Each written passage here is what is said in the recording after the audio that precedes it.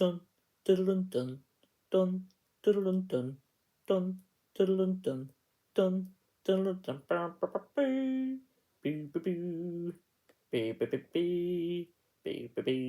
What's up, buddy? It's What the Gym, and I'm back from my Scarborough holiday, and now let's review Indiana Jones 5, The Dial of Destiny.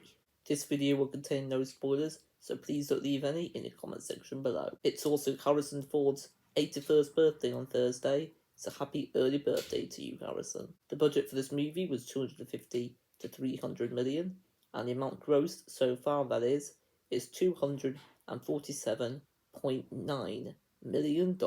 I've got a few pictures I want to show you though before I review this movie. The first couple pictures are from the LEGO game LEGO DC Supervillains. I went on it in anticipation for Indiana Jones 5, and I made a custom of young Indy and old Indy. You will also be seeing a picture now of what I brought with me to watch Indiana Jones and the Dial of Destiny. But the only thing I didn't bring here was the Raiders of the Lost Ark picture. I'm not sure how I would have brought that into the cinema. Now let's review this movie. I thought this movie was just as enjoyable and as good as I was expecting it to be. I think the action in this movie is great and very fun too. I don't think the action's as good as it was in the original trilogy, but I think it's better than the action in Kingdom of the Crystal Skull. I also think this movie has some very good cinematography in my opinion. This movie also has fantastic fan service and cameos, but I won't tell you what they are, as this is a no-spoiler review. I also found this film a little unpredictable at times, which I wasn't expecting. This film, of course, has awesome music and score by John Williams, and there was also a couple of songs I wasn't expecting to be in this film, but were pleasant surprises for me. The story in this movie is very basic, but was still fun to be a part of nonetheless. Harrison Ford, in my opinion, does his best performance as Indiana Jones here. He can be very emotional at times. Also great to see Sallah back in this movie, but he's only there for a couple of scenes to keep that in mind. I also found this movie quite funny at times, and the World War II sequence in this movie I think is done really great. I also really like how they de-aged Harrison Ford and Mads Mikkelsen. There's a lot of characters in this movie, some are better than others, in my opinion. There are also quite a lot of twists and turns.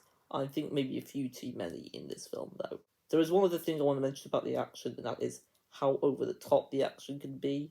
I also think this movie is, in my opinion, 20 to 25 minutes too long. The CGI, I think, looks great in this movie. However, there's too much of it, but it does definitely look better than what it did in Kingdom of the Crystal Skull.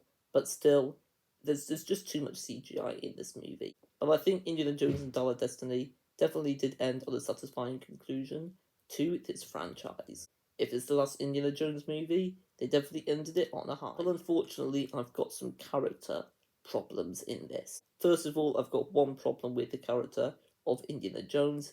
I think he's written to be too cranky and sad at times, and it's a trope we've seen many times before. I like that we've seen a different version of Indiana Jones, and I like that this is the most emotional we've seen him, just not as likable as he was in all the other Indiana Jones films, in my opinion. I want to also talk about the character Helena Shaw, who I just think she's just an okay character, but she definitely does make some terrible decisions in this. But I definitely like that character more when she was with Indiana Jones. The main villain of this film is Jürgen Voller, played by Mads Mikkelsen, and I think he's a very underwhelming character here. I think Mads Mikkelsen does a good job, but it feels like a performance we've seen before from Mads Mikkelsen, such as the Chief in Casino Royale, as well as Caecilius in Doctor Strange. I do think his character's better than the one in Doctor Strange, but definitely not as good as the Chief, who's one of my favourite James Bond villain. We didn't really spend that much time with Jürgen Voller to really find him that intimidating,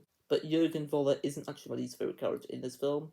My least favourite character or characters is the hench people, which I think are bad, forgettable, they're very well known as well, and just very stereotypical characters. With all those negatives aside, I still recommend this movie to people who like Indiana Jones and don't expect it to be as good as the original trilogy, but I think you should expect it to be at least better than Kingdom of the Crystal Skull. And I rate Indiana Jones and the Dial of Destiny a 7.5 out of 10. I think it's a very good movie. That's it for this video. I'd really appreciate it if you would leave a like, subscribe, and comment. Until next time, everyone, peace and love, and ciao.